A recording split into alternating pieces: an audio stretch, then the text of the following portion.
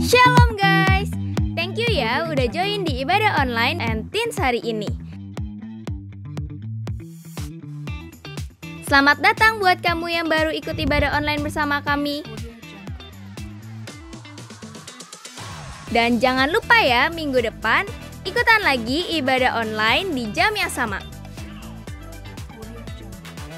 Oh iya, di ibadah ini teman-teman juga bisa loh memberikan persembahan dengan cara scan QR berikut ini.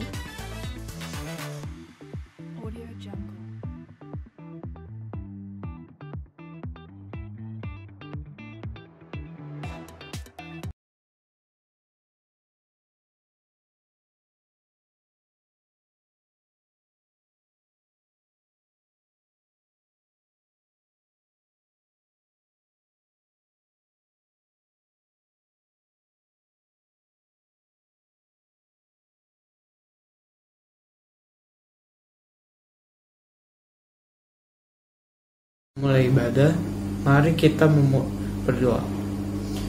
Tuhan, kami mengucap syukur Tuhan karena kami bisa beribadah lagi Tuhan.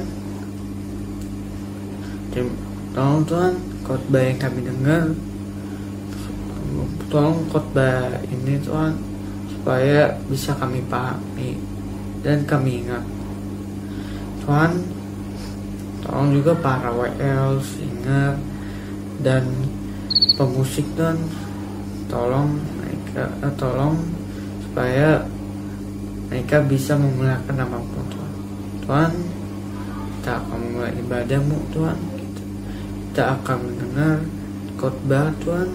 Tuhan, tolong Tuhan supaya Bethel Teens ini bisa mengindahkan nama-Mu Tuhan. Dalam nama Tuhan Yesus, haleluya, amin. Shalom teman-teman, mari kita siapkan hati dan pikiran kita untuk menyembah Tuhan.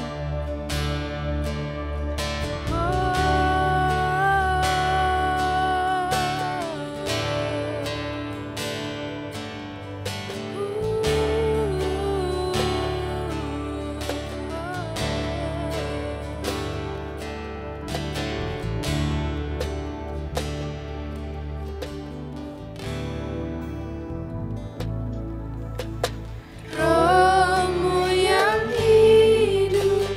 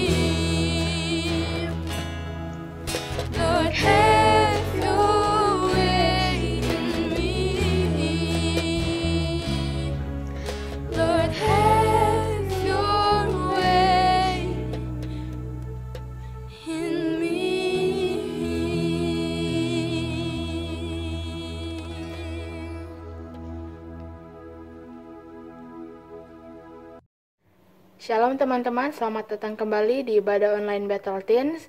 Sebentar lagi kita akan mendengarkan firman Tuhan. Sebelum itu, mari kita siapkan hati kita, mari kita berdoa.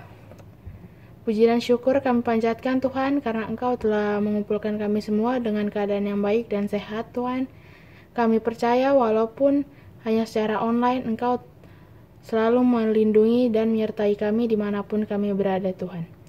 Sebentar lagi kami akan mendengarkan firman Tuhan. Berkati hamba-Mu yang akan menyampaikan firman, agar firman yang disampaikan dapat bermanfaat dan dapat menjadi berkat bagi kami semua. Dalam nama Tuhan Yesus kami berdoa dan mengucap syukur. Amin. Wow, shalom guys. Luar biasa pujian hari ini. Siapa yang suka cita boleh, gak bisa lambain tangannya pasti. Boleh ketik, gua suka cita, gua siap hari ini, gua benar-benar dahsyat hari ini. Amin. Wow, luar biasa. Siapa yang excited hari ini boleh kasih tulisan api ya, atau bukan api ya, tulisan ya. Lambang api boleh. Coba seberapa excitednya kalian, kita lihat berapa banyak api yang tersebar ya. Oke, kita siap untuk memulai teman-teman. Hari ini gue bawa satu hal ya. Sebelumnya coba gue pengen tahu nih ya teman-teman, kira-kira kalau menurut teman-teman nih, apa sih fungsi handphone itu? Coba tulisin di bawah. Apa aja yang jadi fungsi handphone? Ya, bisa apa tuh? Ya, coba ditulisin sekarang. Wah, oke, luar biasa. Benar banget, handphone pastinya bisa telepon ya, bisa foto, bisa juga sosmedan, ya, bisa juga TikTok, atau juga bisa dipakai dengan streaming ibadah yang hari ini teman-teman lakuin ya. Keren banget kan kalau handphone itu banyak banget fungsinya gua rasa. Nah teman-teman, banyak orang gitu ya nganggap handphone sebagai satu barang yang berharga dan bernilai. Nah teman-teman, pasti teman-teman punya handphone dong, dan teman-teman pasti kemana-mana mungkin bawa handphone gitu ya. Terus kalau ada pergi kemana bawa handphone dikantongin gitu, dan teman-teman pasti mungkin jaga handphone ini supaya handphone ini gak rusak atau gak hilang kemana-mana gitu ya. Nah teman-teman, gue kayak teringet nih dengan satu kejadian pas gue lagi SMP gitu ya. Nah gue lagi SMP, tiba-tiba gue jalan bareng teman-teman yang lain gitu ya di jalan. Nah terus pas udah lagi jalan, tiba-tiba ada dua orang yang nyegat gue tiba-tiba ya. Terus udah dicegat, gue tuh gak sadar gitu. Begitu dicegat gitu ya, kaki gue tiba-tiba dipegangin sama dua orang ya. Udah dipegangin sama dua orang, ternyata tiba-tiba ada satu orang lewat ya. Gue gak sadar banget, ternyata satu orang yang lewat di samping gue, tiba-tiba dia ngambil handphone yang ada di dalam kantong gue. Bayangin, saat itu pas gue baru sadar, di kantong celana gue mulai kosong isinya gitu ya. Dan itu tuh ngerasa kayak ada orang yang nyuri handphone. Wow, teman-teman, apa yang terjadi? Langsung shock banget, lemes banget, dan ngerasa kayak turun badan, berat badan berapa puluh kilo gitu ya. Jadi kenapa? Karena gue nganggap ya satu hal itu, handphone itu punya nilai yang berharga. Nah teman-teman, sama mungkin ya, kalau kita lihat punya handphone, teman-teman pasti nganggap handphone ini punya nilai yang sangat berharga. Nah handphone itu banyak banget kan fungsinya ya. Jadi kalau mungkin teman-teman punya punya hal-hal yang lain selain handphone lah, misalkan ada mungkin hal-hal lain yang misalkan secari kertas nih. Secari kertas mungkin teman-teman anggap gak berharga. Tapi kalau beda dengan handphone, pasti teman-teman anggap berharga. Karena apa? Karena fungsinya banyak gitu ya. Teman-teman bisa lakuin banyak hal dengan handphone. Dan pastinya harganya juga mahal, betul kan? Ya. Seperti handphone nih ya, yang sebentar lagi bakal rilis katanya ya. Yang bulatannya ada 4 katanya ya. Jadi bertambah satu lagi ya. Jadi pasti harganya mahal karena itu bernilai banget teman-teman.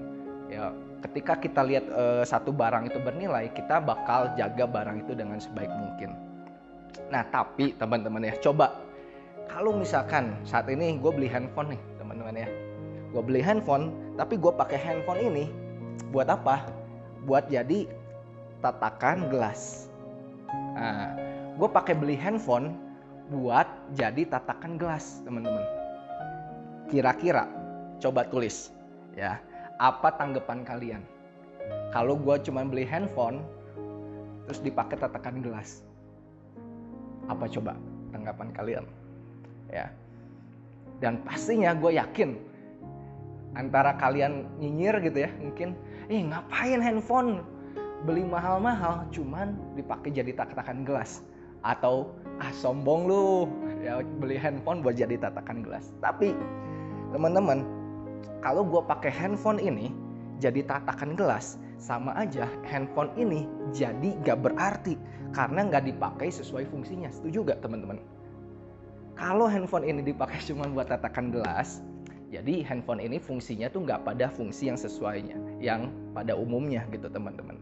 Dan gue yakin kalau teman-teman beli tatakan gelas yang biasa, pasti gak akan semahal handphone ini. Setuju kan? So kalau fungsinya salah, dinilainya juga gak berarti dong. Iya gak? Setuju ya teman-teman? Kalau teman-teman bawa handphone ke dalam ke dalam misalkan punya ini ya, anggaplah kita berimajinasi kita punya time travel 2000 tahun yang lalu, kita bawa handphone ini. Bisa jadi handphone ini gak berharga karena orang-orang pada zamannya gak tahu handphone ini difungsikan untuk apa. Dan ketika orang gak tahu memfungsikan suatu barang itu jadi gak bernilai. Nah, contohnya nih teman-teman, gue punya satu kertas. Ya, teman-teman, setiap barang yang diciptakan harus punya tujuan, dan tanpa tujuan barang itu jadi gak berarti. Contohnya gini, teman-teman, gue punya kertas, terus gue remekin. Iseng aja nih, gue remekin. Nah, kertas yang ada ini dibuat tanpa tujuan dan iseng. Dan akhirnya apa? Akhirnya gak ada artinya dong teman-teman. Akhirnya kertas ini cuma bisa kita jadiin apa? Jadiin sebuah sampah yang akan dibuang. Setiap barang yang diciptakan harus punya tujuan. Tanpa tujuan barang itu jadi gak berarti. Nah, kenapa sih gue mau cerita soal ini?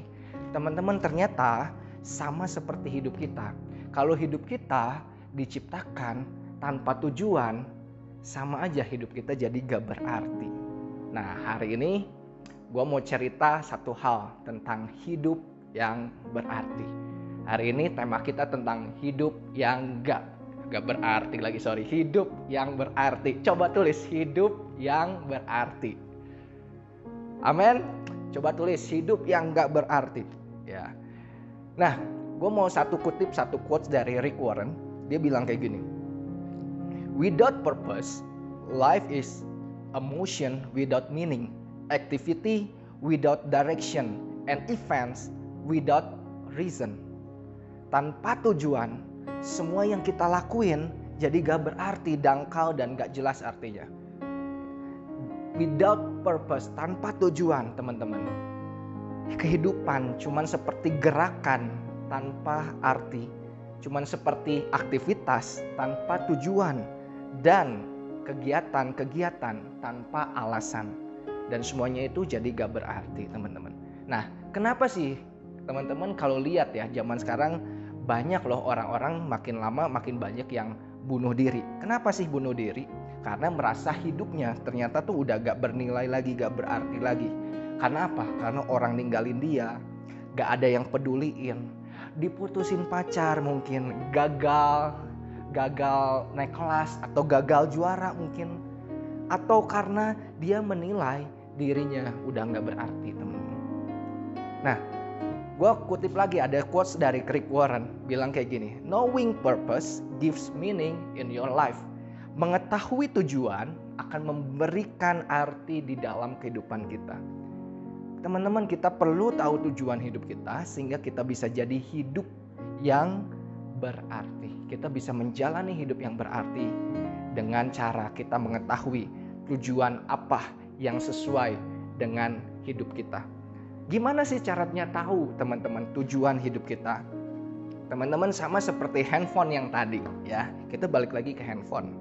Kalau kita mau tujuan handphone ini dibuat, gimana caranya? Kita pertama bisa tanyain sama yang buat handphone ini siapa. Atau yang kedua, teman-teman, biasa kalau kita beli handphone di dalam boxnya ya, kita buka ya. Nah, ada yang namanya manual book ya. Dan manual book ini yang ngejelasin handphone ini tuh fungsinya apa sih, dan teman-teman bisa tahu karakteristik handphone ini sampai detail-detailnya semua ada di dalam manual book. Dan Gue tadi sebelum ini gue tanya ke Billy ya, Bill ini gimana sih caranya nyalain handphone ya supaya nggak mati-mati lampunya. Ternyata sebenarnya harusnya ada di manual book, cuman gue nggak baca aja manual booknya. Karena gue nggak baca manual book, akhirnya akhirnya gue nggak tahu cara pakainya gimana. Ketika gue nggak tahu cara pakainya gimana, akhirnya HP ini jadi gak maksimal dong. Setuju gak teman-teman? Sama dengan hidup kita, teman-teman ya. Hidup kita juga sama dengan handphone yang tadi. Kalau kita pengen tahu gimana sih caranya tujuan hidup yang kita mau lakuin ke depan, kita harus tanya pertama sama pencipta kita. Siapa pencipta kita? Jelas satu-satunya pencipta kita, pencipta alam semesta ini adalah Tuhan sendiri, teman-teman. Dan kalau nggak, teman-teman bisa juga tanya, dan juga teman-teman bisa baca manual book yang udah dipersiapin buat kita. Namanya Alkitab, teman-teman. Namanya Firman Tuhan. Dan Firman Tuhan yang kita punya, entah itu ada di dalam HP kita atau kita bawa Alkitab itu sendiri, dan itu semua teman-teman dirancang semua untuk kita. Dirancang semua untuk kita, teman-teman. Alkitab gak diciptakan bukan untuk Tuhan, karena Tuhan udah terlalu tahu setiap detail kehidupan kita. Dia tahu setiap detail apa yang Dia ciptakan. Tapi teman-teman, ketika kita tanya Tuhan tentang tujuan hidup kita bisa temukan di dalam Bible, di dalam firman Tuhan. Dan ketika itu firman Tuhan dibuat untuk kamu dan saya, teman-teman. Dan gue percaya firman ini yang akan memberitahu tentang kita, yaitu tujuan hidup apa yang harus kita jalani di dunia ini, dan kita akan hidup secara maksimal. Nah, ayo kita cek manual book kita, yaitu di dalam firman Tuhan. Apa sih kata firman Tuhan tentang arti hidup kita? Kita buka sama-sama di Yakobus 4 ayat 14b. Gue bacain ya teman-teman. Apa arti hidupmu? Hidupmu itu sama seperti uap yang sebentar saja kelihatan lalu lenyap. Nah, hidup kita di dalam firman Tuhan dibilang seperti uap yang sebentar saja terus lalu lenyap. Atau juga ada firman Tuhan yang lain bilang gini, hidup kita tuh kayak apa sih? Kayak bunga yang tumbuh kemudian cepat udah gitu layu, teman-teman. Hidup kita seperti hembusan nafas yang cuma sebentar aja lalu udahan, teman-teman. Hidup kita seperti apa? Hidup kita seperti awan ya akhirnya lenyap begitu aja. Artinya apa? Hidup kita ini hanya sementara dan sangat-sangat sebentar. Banyak orang salah artiin tentang firman Tuhan ini. Orang-orang mengartikannya sebagai apa sih? Ternyata orang-orang mengartikan, oh ya udah, hidup gue cuma sebentar, karena itu gue harus have fun dengan hidup gue, karena itu gue harus gimana caranya gue bisa manfaatin yang hidup yang cuma sebentar ini. Dengan cara apa? Jangan dengan cara seneng-senengan ya teman-teman, dengan cara katanya YOLO gitu ya, you only live once katanya, kamu cuma hidup sekali. So ya kalau ada bisa gue hura-hura pakai dengan cara-cara yang gak benar, gue pakai cara itu. Tapi teman-teman, itu salah pemikirannya. Karena kenapa? Justru karena hidup kita pendek, maka itu kita harus menggunakannya dengan secara bijak. Karena hidup kita pendek. Di dalam 2 Korintus 5 ayat 1 ditulis kayak gini teman-teman. Karena kami tahu bahwa jika kemah tempat kediaman kami di bumi ini dibongkar, Allah telah menyediakan suatu tempat kediaman di sorga bagi kita, suatu tempat kediaman yang kekal dan tidak dibuat oleh tangan manusia. Artinya apa? Hidup kita teman-teman di dunia ini yang cuma sebentar ini ternyata memiliki tujuan yang jauh lebih besar daripada apa yang cuma kita lihat di bumi ini. Tujuan hidupmu bukan hanya Tuhan rancangkan berhenti sampai di bumi ini, tapi Tuhan merancangkan hidupmu untuk kekekalan bersama Tuhan selama-lamanya. Teman-teman, hari ini kita mungkin umur berapa sih? 18, 17, 16, 15, 14. Gue pribadi gue umur 26 hari ini. Dan kalau gue bisa hidup, mungkin bisa hidup sampai umur 70 atau 80, 90, 100 kalau kuat mungkin teman-teman. Tapi bayangin teman-teman, beberapa lama yang lalu gue masih ada di bangku SMP. Dimana gue mungkin masih belasan, tiba-tiba sekarang udah 10 tahun ke depan dan gue ngerasa itu time flies so fast. Ya, jadi katanya kan itu kan quotes-nya kan, time flies so fast. Jadi waktu berjalan begitu cepat. Dan teman-teman, waktu yang kita miliki di dunia ini itu tuh cuman segini loh teman-teman. Waktu dari awal kita hidup sampai waktu satu saat kita dipanggil Tuhan. Tapi Tuhan merancangkan bukan yang di sini teman-teman, tapi Tuhan merancangkan jauh lebih besar, jauh lebih panjang daripada apa yang kamu alamin hari ini. Ini tuh cuman sedikit banget, dan akhirnya Tuhan merencanakan kamu bukan tinggal di sini. Rumah kita bukan di sini, tapi rumah kita adalah bersama Tuhan di dalam kekekalan yang akan sampai selama-lamanya kita tinggal. Bayangin teman-teman. Tapi hidup yang kecil ini teman-teman, yang katanya seperti uap, seperti hembusan nafas, seperti bunga yang cepat layu teman-teman. Hidup yang di sini akan menentukan kehidupan kita selama-lamanya. Antara dua pilihannya kamu udah tahu pasti. Entah itu kamu bersama Tuhan di sorga, atau kita akhirnya ada di neraka. Pilihan ada di tangan kita. Pilihan adalah saat ini teman-teman. Hanya bagi orang yang percaya dan menerima Yesus sebagai juru selamat yang hidup, yang bisa menikmati kekekalan bersama dengan Tuhan yang begitu indah, dan sisanya akan masuk ke dalam kekekalan yang buat hidup kita tersiksa di neraka selama-lamanya. Dan itu gak main-main. Dan gue percaya hari ini teman-teman, kalau Tuhan udah rencanain di sini dan ini keputusannya, buat teman-teman yang belum pernah dan belum bingung, abis ini gue masuknya kalau dipanggil Tuhan masuk kemana?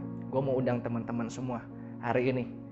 Kalau ada di antara kalian yang belum tahu, belum yakin masuk kemana setelah di dunia ini, teman-teman boleh klik tautan yang di bawah ini teman-teman. Teman-teman mau surrender semua hidup teman-teman buat Tuhan, dan nanti ada teman-teman hamba-hamba Tuhan yang akan melayani teman-teman. Hari ini ambil keputusan, klik langsung, dan teman-teman percaya kepada Yesus, dan teman-teman akan mendapatkan jaminan kehidupan yang kekal selama-lamanya bersama Tuhan di surga. Ada amin teman-teman? Bilang amin. Yang udah yakin hari ini masuk kemana kalau dia dipanggil Tuhan, masuk ke surga, bilang amin. Puji Tuhan, karena itulah pengharapan kita yang terbesar, tujuan utama kita yang terbesar, itulah tujuan kita. Amin teman-teman, amin. Dan Tuhan teman-teman, percaya gak sih, gak pernah menciptakan kita secara iseng atau secara gak sadar. Kalau tadi gue secara iseng nih buat ini kan, ya buat kertas ini iseng. Udah iseng ya udah dilempar gitu aja jadi sampah. Tapi Tuhan gak pernah iseng bentuk kita. Tuhan tuh selalu teman-teman dengan sadar, bukan secara kebetulan, dengan spesifik, bukan asal-asalan, dengan sukacita, bukan karena kecelakaan. Sama kayak HP ini. HP ini dibentuk dengan detail, dengan spesifik, dengan terencana teman-teman. Bukan seperti iseng kayak gini. So kalau yang kayak gini nilainya kecil, nilainya nggak ada artinya, bukan kecil lagi. Tapi handphone ini punya nilai yang besar karena dibentuk secara spesifik teman-teman. So jangan sia-siakan hidupmu hari ini. Kamu hari ini gak beli handphone buat jadi tatakan gelas teman-teman, tapi kamu beli handphone untuk dipakai untuk kemuliaan nama Tuhan. Teman-teman percaya gak sih hari ini ya teman-teman, apa yang harus kita lakuin?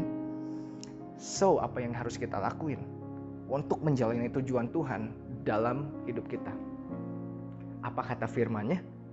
Apa yang harus kita lakuin? Kalau kita udah tahu tujuan hidup kita bukan di sini, terus apa yang harus kita lakuin di sini untuk menggenapi apa tujuan terbesar Tuhan di dalam hidup kita? Kita sama-sama ya, buka di Matius 22 ayat 36 sampai 40. Gua baca bareng-bareng. Guru, hukum manakah yang terutama dalam hukum Taurat? Jawab Yesus kepadanya, kasihlah Tuhan Allahmu dengan segenap hatimu dan dengan segenap jiwamu dan dengan segenap akal budimu. Itulah hukum yang terutama dan pertama. Dan hukum yang kedua yang sama dengan itu ialah, kasihilah sesamamu manusia seperti dirimu sendiri. Dan pada kedua hukum inilah tergantung seluruh hukum Taurat dan kitab para nabi. Teman-teman, ini udah ayatnya udah sering banget didengerin. Tapi ternyata di dalam firman Tuhan kalau kita tarik intisarinya terdapat dua hal ini teman-teman. Kasihilah Tuhan Allahmu dan kasihilah sesamamu manusia. Tuhan Yesus bilang tentang apa yang terutama yang harus kita lakuin, yaitu kasihilah Tuhan Allahmu. Love God. Di ayat yang ke-37 bilang kasihilah Tuhan Allahmu dengan segenap hatimu, dengan segenap jiwamu dan dengan segenap akal budimu teman-teman. Selama ribuan tahun teman-teman, pencarian tujuan hidup tuh seringkali membingungkan banyak orang. Biasanya karena apa? Karena orang memulai dengan titik awalnya yang salah, yaitu diri kita sendiri kadang-kadang. Kita seringkali ajuin pertanyaan kayak gini. Mau jadi apa ya aku nanti? Apa sih yang harus aku lakuin buat dengan hidupku sendiri? Atau apa sih sasaranku, impianku, dan masa depanku? Semuanya berasal dari diri sendiri. Kita gak akan pernah bisa menemukan arti kehidupan dengan melihat ke dalam diri kita sendiri, teman-teman. Tapi kita harus melihat itu pada pencipta kita yang menciptakan kita. Ingat teman-teman, God is the center of our life, not part of our life, teman-teman. Tuhan adalah pusat dalam kehidupan kita, bukan cuma bagian dalam kehidupan kita. Dengan mengasihi Tuhan dan menempatkan Tuhan di tempat paling utama di dalam hati kita, teman-teman, kita akan menjadikan Tuhan sebagai pusat kehidupan kita. Dan kalau kita lagi jatuh cinta ya teman-teman, kalau kita lagi kesemsem sama orang nih, pasti apa sih yang kalian alamin? Pasti dong pikirannya mau kalian lagi dimanapun, perasaan kalian, pikiran kalian mau lagi mandi, mau lagi boker, mau lagi apapun itu teman-teman, pasti pikirannya tentang dia. Aduh gimana dia lagi ngapain sih, terus kalau bisa chat-chatan lah sama dia gitu ya. Kalau lagi jatuh cinta kan orang kayak gitu ya. Apa katanya ya, tai kotok rasa coklat katanya ya. Ya kan semuanya jadi kayak itu ya teman-teman. Tapi teman-teman, percaya atau enggak teman-teman, kalau kita menempatkan diri kita ini ya sebagai pusat, kita cuma memikirkan tentang diri kita. Tapi ingat, God is the center of our life. Perasaan kita semuanya harus tentang dia. Di Kolose 3 ayat 23. Ini ayat yang gue pegang udah lama banget dan ini jadi salah satu ayat favorit gue. Apapun juga yang kamu perbuatlah dengan segenap hatimu, seperti untuk Tuhan dan bukan untuk manusia. Di sini ada tulisan apapun. Berarti kalau apapun artinya apa? Semua hidup kita. Kadang kita berpikir nih teman-teman, kita mau Tuhan berbicara jelas sama kita tentang tujuan hidup kita. Kita harus melangkah kemana, memilih mau kemana teman-teman. Ya. Betul, ada kalanya kita bergumul tentang hal-hal yang besar. Mungkin dari SMP mau masuk kemana SMA-nya, SMA mau masuk kemana kuliahnya, setelah kuliah kamu mau kerja kemana, atau kamu mau pilih pasangan yang mana. Banyak hal-hal mungkin keputusan-keputusan yang besar yang harus kita putuskan. Teman-teman, seringkali kita lihat, oh itu merupakan keputusan untuk tujuan hidup kita. Tapi teman-teman, betul ada kalanya kita bergumul untuk sesuatu tentang tujuan hidup kita itu yang tentang hal yang besar. Tapi itu hanya sebagian kecil dari seluruh kehidupan kita. Sebagian besar dari kehidupan kita adalah hal-hal yang kita anggap kecil. Contohnya apa? Bangun tidur nih teman-teman, lagi mandi ya, bangun tidur terus mandi, siap-siap sekolah, lagi di jalan raya, bangun relationship, kerjain tugas, bantu orang tua cuci piring, nyapu, chatting, sampai apa, main game mungkin teman-teman. Hal-hal itu sebenarnya adalah hal-hal yang kecil yang membangun hidup kita setiap harinya. Dan ternyata apapun itu, yang tadi dibilang apapun juga yang kamu perbuat, itu tuh termasuk setiap bagian kecil yang ternyata itu adalah bagian besar dalam hidup kita. Yang seringkali kita anggap ya udah itu hal yang biasa. Tapi setiap bagian kecil itu ternyata adalah hal yang besar dalam hidup kita. Libatkanlah Tuhan teman-teman di dalam setiap aspek kehidupan kita.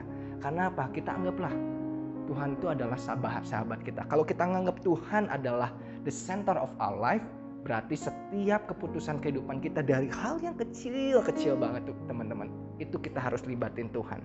Kenapa? Kita anggaplah Tuhan sebagai sahabat kita. Yuk teman-teman, kalau sahabat gimana sih? Pasti teman-teman ajak ngobrol terus dia kan, curhatlah apalah. Dan mungkin teman-teman nanya, gimana ya baiknya ya? Kehidupan gue kalau gini gimana ya baiknya?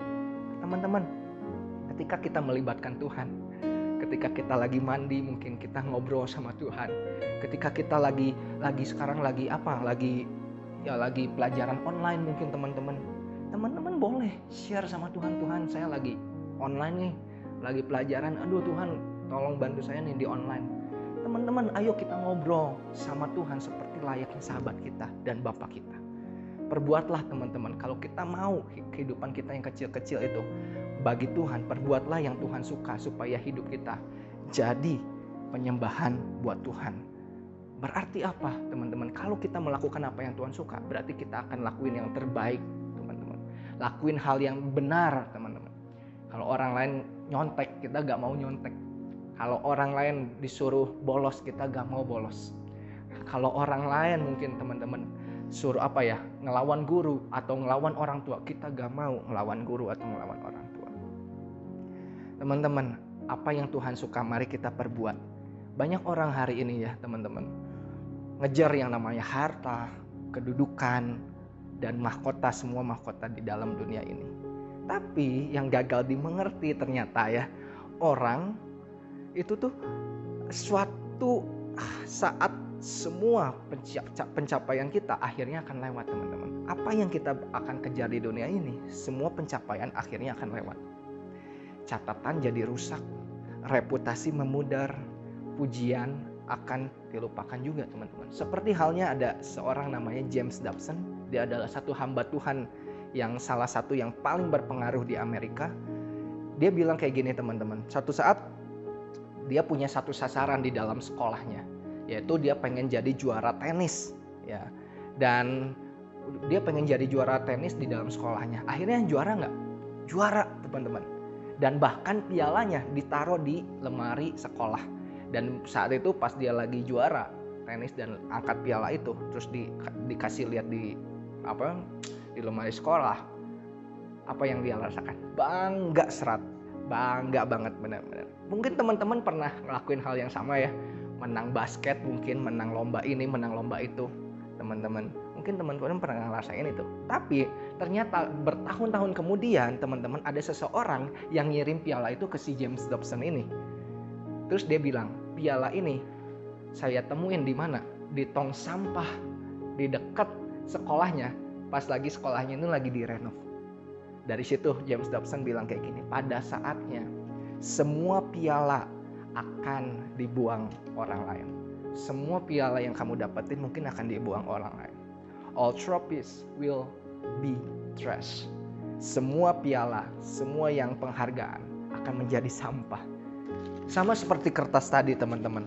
Kalau teman-teman lihat kertas tadi ini adalah sebuah sampah akhirnya. Tapi kalau kita teman-teman pakai semuanya itu buat Tuhan, buat jadi kemuliaan nama Tuhan, buat kita pakai buat menyembah nama Tuhan. Teman-teman, setiap penyembahan, setiap yang kita lakukan untuk penyembahan dan kemuliaan Tuhan akan selalu diingat oleh Tuhan. Setiap piala teman-teman, setiap yang kita kerjakan, setiap detail itu akan Tuhan ingat selama-lamanya teman-teman. Bukan seperti sampah tadi, orang bakal lihat itu sebagai sampah dan akan dilupakan teman-teman.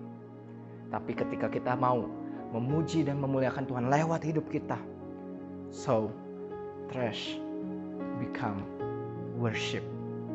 Ketika sampah menjadi suatu penyembahan, itulah hidup yang penuh arti dan bermakna. Firman Tuhan bilang kayak gini, persembahkanlah tubuhmu sebagai persembahan yang kudus, yang hidup, yang kudus dan berkenan kepada Tuhan. Itu adalah ibadahmu yang sejati, teman-teman. So, ketika kita sama-sama menyembah Tuhan, trash become worship, teman-teman. Kita pilih yang mana hari ini? Melakukan sesuatu untuk kehidupan yang kekal nanti, teman-teman, atau untuk kehidupan yang hanya sementara ini? Bagi kesenangan kita sendiri atau bagi kesenangan Tuhan? Ubah fokus hidup kita. Mulai teman-teman ganti pertanyaannya. Kalau biasanya kita tanya, berapa banyak kesenangan yang aku bisa dapatkan? Diubah jadi berapa banyak kesenangan yang Tuhan dapatkan dalam hidupku. Rubahlah itu teman-teman. Ingat, God is the center of your life, not part of your life, teman-teman. Kita percaya ketika Tuhan ada di dalam hidup kita, menjadi pusat, kita mulai melangkah menuju tujuan yang Tuhan tetapkan dalam kehidupan kita. Yang setuju bilang amin. Siap untuk poin kedua, yang siap dan masih semangat. Sama-sama boleh kasih tepuk tangan dong. Mau tepuk tangan boleh? Luar biasa. Berapa banyak anak muda yang semangat hari ini ya. Luar biasa. Kita lanjutin. Yang kedua, kita baca di ayat yang ke-39. Yang pertama tadi adalah love God. Yang kedua adalah love people. Dan hukum yang kedua yang sama dengan itu ialah kasihilah sesamamu manusia seperti dirimu sendiri. Yang kedua yang Tuhan mau dalam hidup kita ketika kita melangkah dalam kehidupannya. Tujuannya Tuhan dalam hidup kita, teman-teman. Apa yang Tuhan mau? Tuhan mau supaya kita mengasihi sesama kita. Dengan begitu kita akan menjalankan hidup yang sesuai dengan tujuan Sang Pencipta, teman-teman. Tapi sebelum kita belajar untuk mengasihi sesama kita manusia, kita harus belajar nih teman-teman, mengasihi diri kita sendiri. Apa kata firman Tuhan? Kasihilah sesama manusia seperti dirimu sendiri. Berarti kalau kita mau mengasihi orang lain, kita harus bisa mengasihi diri kita sendiri. Kalau kita gak bisa mengasihi diri kita sendiri, kita juga gak akan bisa mengasihi sesama kita manusia. Mengasihi diri sendiri teman-teman, tapi itu beda loh sama mengasihani diri sendiri, atau kita bilang self pity. Love yourself itu beda sama self pity, teman-teman. Kadang-kadang orang yang mengasihani diri sendiri akan merasa hidupnya tuh gak berharga, penuh dengan kekurangan, teman-teman. Tapi orang yang mengasihi dirinya sendiri, dia akan melihat dirinya berharga. Dan dia melihat karya Allah yang luar biasa di dalam dirinya sendiri. Sebab Allah menciptakan kamu dan saya sesuai dengan gambarnya. Segambar dan serupa dengan Allah. Dan itulah yang buat kita berharga. Arti hidup ini teman-teman bukan ditentukan dari apa yang kita punya. Atau dari keadaan kita. Atau dari apa yang orang lain punya. Dan kita gak punya mungkin. Contohnya apa? Kadang-kadang ya beberapa minggu kemarin nih kita lihat tuh kan Kosti sama Kodiki nih bahas tentang apa? Sepatu tuh kan. Wah, sepatunya harganya mahal, sepatunya bagus, yang ada gambar checklistnya. Yang checklistnya terbalik katanya lebih mahal, bisa sampai 2 miliar katanya ya. Dan teman-teman lihat orang lain pakai sepatu bagus, sedangkan kita pakai sepatu yang udah lama, yang lusuh mungkin. Dan itu mungkin kadang-kadang ngelihat hidup kita, loh kok hidup kita gini sih, hidup kita jadi gak berarti mungkin. Teman-teman, atau kita lihat orang lain lagi zamannya naik sepeda yang pendek-pendek, yang bisa dilipat teman-teman, yang harganya mahal. Teman-teman gak punya sepeda itu, teman-teman ngerasa harga diri dan keberartian teman-teman itu merasa jadi kurang. Atau apalagi orang pakai mobil mewah teman-teman, bukan berarti mobil mewah. Orang yang punya mobil lebih mewah daripada teman-teman, berarti hidupnya lebih berarti daripada teman-teman. Bukan berarti orang yang punya papa mamanya kaya dan mungkin keluarganya harmonis, punya hidup yang lebih berarti daripada teman-teman. Sama sekali itu gak menentukan keberartian teman-teman. Gak menentukan arti hidup kita. Bukan dari mobil, bukan dari pakaian, bukan dari kekayaan, bukan dari orang tua, bukan dari teman-teman yang buat hidup kita jadi berarti. Tapi dari apa kata Tuhan yang bilang kita berharga di matanya. Tuhan bilang kita anaknya yang berharga. Kenapa kita berharga? Karena Tuhan sampai mau datang ke dunia ini untuk mati di kayu salib supaya kita bisa tinggal bersama Dia sampai kekekalan. Teman-teman, itu menunjukkan bahwa kita semua yang dikasihi Tuhan ini adalah orang-orang yang sangat-sangat berharga. Pede-pede aja lagi teman-teman ya. Kalau pakai sepatu yang jelek, gue juga suka pakai sepatu yang jelek. Pernah gue pakai sepatu yang bolong-bolong mungkin datang. Dan itu biasa aja teman-teman. Bukan berarti hidup kita jadi gak berarti teman-teman. Gue pernah pakai gak punya mobil, gak punya apa. Dan itu biasa aja. Biasa aja, anggap biasa aja teman-teman. Karena apa? Arti hidup kita gak ditentukan dari apa yang kita punya, tapi dari perkataan Tuhan terhadap diri kita. Yang setuju bilang amin. Kurang keras amin. Luar biasa. Yang gue percaya ya teman-teman, ketika kita udah mulai ngerasa hidup kita ini berarti, mulai kita langkah satu lagi.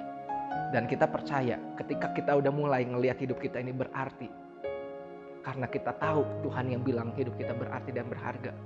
Maka dari itu apa? Standar yang kita pakai untuk diri kita sendiri, untuk menilai diri kita sendiri, akan kita pakai standar itu untuk kita melihat orang lain. Standar yang kita pakai untuk lihat diri kita sendiri, kita akan punya standar yang sama ketika kita melihat orang lain. cara kita menilai diri kita sendiri akan sama dengan cara kita menilai orang lain. Maka dari itu, barulah kita mulai bisa belajar untuk mengasihi sesama kita. Artinya orang lain sama berharganya dengan kita. Gak ada yang lebih tinggi dan gak ada yang lebih kurang. Karena kasih Tuhan semuanya sama besarnya untuk kita semua. Dan Tuhan mau kita salurin kasihnya Tuhan buat mereka yang belum pernah merasakannya. Dan kita adalah saluran kasihnya Tuhan yang siap jadi saluran kasihnya Tuhan. Boleh kasih tepuk tangan yang paling luar biasa. Ayo tulis tepuk tangan atau kasih emoticon tepuk tangan teman-teman. Gue akan tutup dengan ini. Satu kali ada satu wanita teman-teman di kota Yope. Namanya Tabita atau orang-orang panggil namanya adalah Dorcas. Dia adalah seorang yang suka buat baju, seorang penjahit. Mungkin zaman sekarang disebutlah fashion designer. Dia suka buat baju dan dia pandai lah, pinter buat baju. Nah, lewat keahliannya itu, teman-teman, dia nggak cuma buat baju, teman-teman. Tapi dia melihat orang-orang di sekelilingnya. Ada siapa orang-orang di sekelilingnya? Ada janda-janda. Ternyata di Yope itu banyak janda-janda. Dan pada zaman itu janda-janda itu hidupnya kadang-kadang nggak berkecukupan, teman-teman. Dan dia melihat keadaan ini, kalau janda-janda itu berkekurangan. Akhirnya apa? Apa yang Dorcas punya itu dengan jahitan di tangannya, dengan jarum jahit dan juga benang dan juga kain yang ada di dalam tangannya, dia buatin apa yang namanya baju buat setiap orang janda yang ada di kota Yope. Berapa banyak? Gue yakin banyak banget. Satu kota jandanya pasti banyak banget. Dan teman-teman ditulis ya teman-teman, ternyata Dorcas ini membuat baju ini teman-teman itu buat semua janda lewat apa yang dia punya, apa yang dia bisa teman-teman. Dan kalau hitung-hitungan ya bisa aja dia rugi loh teman-teman. Ya kan, dia sebagai penjahit semuanya bahan dari dia, jarum dari dia, jahitan dari dia, tenaga dari dia, waktu, rugi uang, udah gitu rugi tenaga mungkin teman-teman. Tapi dia lakukan itu ketika dia melihat orang lain membutuhkan, ketika orang lain butuh itu dan dia melakukannya dengan kasih. Pasti dia melakukan dengan kasih. Karena apa? Dia merasakan kasihnya Tuhan di dalam kehidupan dia. Tapi satu kali teman-teman ya, satu kali tiba-tiba Dorcas ini sakit keras. Ketika sakit keras, singkat cerita dia meninggal. Dorcas meninggal. Dan saat meninggal, teman-teman tahu apa yang terjadi? Semua janda di kota itu cepet-cepet datang ke rumahnya, bawa setiap baju yang udah dibuatin sama Dorcas dulu. Terus mereka ngapain? Mereka menangis di sebelah, mungkin saat itu di sebelah mayatnya Dorcas. Terus dibilang, ini loh baju yang udah Dorcas buatin buat kita semua. Dan dia nangis, kenapa Dorcas harus pergi gitu aja. Dan ketika akhir hidupnya itu teman-teman, Dorcas meninggalkan kesan yang luar biasa dan berdampak begitu besar buat kehidupan para janda saat itu.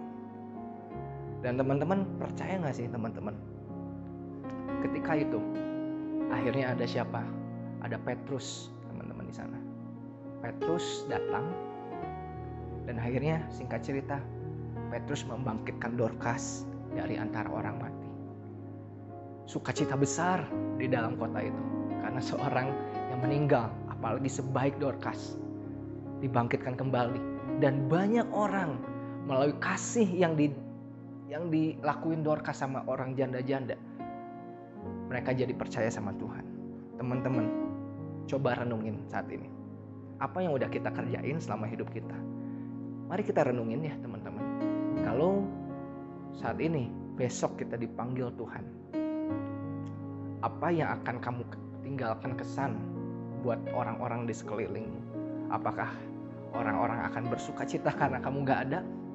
Atau orang-orang akan menangis begitu rupa karena apa yang udah kamu perbuat? Karena apa? Karena kasih yang udah kamu salurkan dari Tuhan melalui kamu hari ini. Setiap kita dipanggil Tuhan untuk mengasihi orang lain, mengasihi sesama seperti diri sendiri. Dan teman-teman, ketika kita mau sama-sama hidup buat bagi orang lain, mengasihi orang lain. Itu akan membuat hidup kita lebih berarti. Seberapa besar dampak hidup kita hari ini buat orang lain. Maukah kita jadi seperti Dorcas dan bisa memakai apa aja yang ada di tanganmu sekarang ini, apa aja yang berada di dalam tanganmu hari ini. Dan teman-teman, selalu ada orang-orang di sekitarmu saat ini yang perlu kasih dari Tuhan. Siapakah kita untuk menjalani dan melangkah hidup yang berarti? Yang pertama, love God. Lakuin segala sesuatu, hal-hal yang kecil apapun itu bersama Tuhan, untuk Tuhan. Yang kedua, love people. Mulailah dari kita menganggap diri kita berharga. Dan yang kemudian, seberapa besar tindakan kita untuk memberikan influence buat sekeliling kita, sehingga kasihnya Tuhan bisa disalurkan lewat hidup kita. Yang mau hidupnya berarti dan melangkah dalam tujuan Tuhan, kita tundukin kepala. Tuhan Yesus, kami bersyukur buat hari ini Bapa. Kami bersyukur ini firman-Mu sudah hamba-Mu sampaikan Tuhan. Tapi biarlah Roh Kudus yang bekerja dalam hidup anak-anak-Mu, dimanapun anak-anak-Mu berada, kapanpun nonton video ini Tuhan. Kami berdoa Roh-Mu mengurapi ya Bapa, supaya mengerti lebih lagi Tuhan tentang tujuan hidup, arti hidup yang sesungguhnya. Supaya anak-anak-Mu gak menyia-nyiakan hidup, tetapi benar-benar memberikan yang terbaik buat Tuhan. Kami akhiri hari ini Tuhan, kami bawa firman Tuhan dengan sukacita dan kami lakuin dalam hidup ini kami sehari-hari. Kami siap Tuhan, hanya di dalam nama Tuhan Yesus kami telah berdoa dan bersyukur. Haleluya. Amin. Teman-teman semua yang dikasihi Tuhan, kita akan mengakhiri ibadah online kita pada kesempatan ini. Mari kita angkat tangan kita untuk menerima berkat daripada Tuhan. Mari terimalah berkat daripada Allah Bapa, kecintaan daripada Tuhan Yesus, dan dengan kuat kuasa Roh Kudus menyertai kita semua mulai sekarang sampai selama-lamanya. Tuhan Yesus memberkati kita semua. Setiap kita yang sudah diberkati Tuhan, sama-sama kita katakan amin. Puji Tuhan teman-teman, ibadah kita telah selesai. Minggu depan jangan lupa ikut lagi ibadah online di jam yang sama dan di website Bethel Teens hibks.online.church, dan teman-teman juga bisa lihat di YouTube GBI Bethel Harapan Indah. Tuhan Yesus memberkati.